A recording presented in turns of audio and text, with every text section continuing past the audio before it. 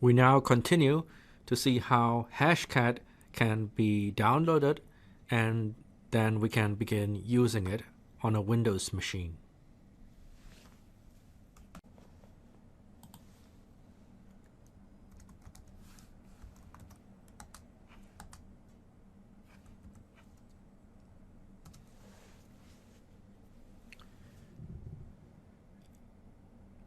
Well, it turns out that hashcat version 3.6.0, or at least the binary bundle that you get from the hashcat website for version 3.6.0, just has the Linux binaries. It doesn't have the Windows binaries, so you don't find the .exe files. Well, perhaps someone has built version 3.6.0 for Windows, and you can find them somewhere. I did some Google searching, and after looking around for quite a bit, because it's kind of really hard to find, then I thought, okay, well, maybe let's just take a look at the previous version, version 3.5.0. And so I did that. Just go to download, and in there you will see that you will have the 32-bit and 64-bit version of hashcat for Windows. So that's your most convenient bet at this time. Of course, later on, perhaps there's going to be other versions, 3.7, 3.8, whatever, and perhaps those will come with the Windows exe files as well. So once you do that, you can use a program like 7-zip, and you should be able to look for these hashcat 32 exe, hashcat 64 exe, depending on whether you want 32-bit or 64-bit. Now, hashcat has its own format, so it doesn't take .cap files, but we can convert to the preferred format for hashcat in several ways.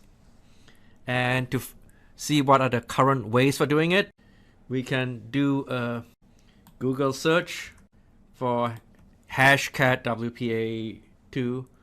Well, I did that, and and this is one of the first few results that came out. So it's from the official hashcat webpage, and you'll see that there's this thing called hashcat.net cap2 HCCAPX.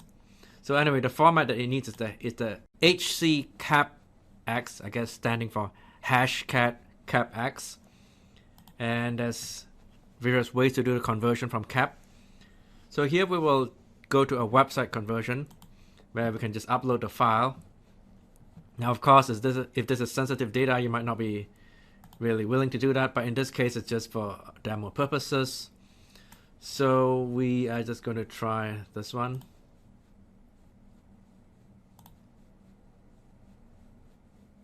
And then convert.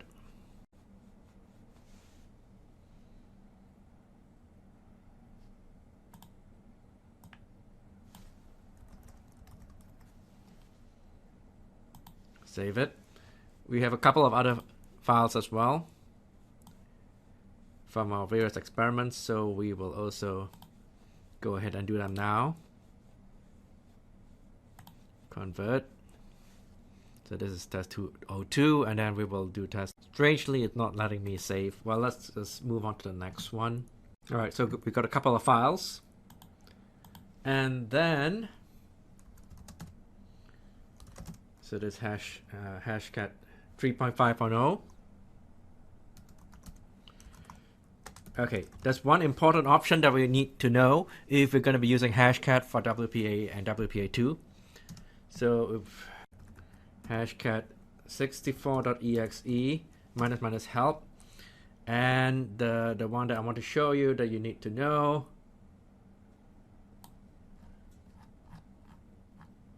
is this.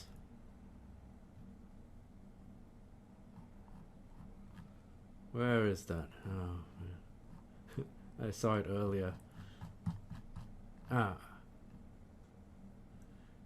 WPA and WPA2. So it's 2500. So it's -M to 2500. That's the important one you need to know for WPA, WPA2.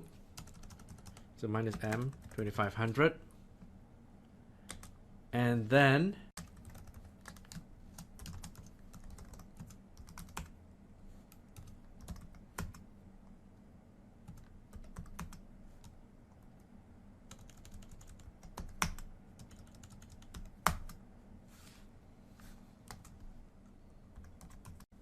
Alright, we don't have rockU here, but we'll just check with example dict.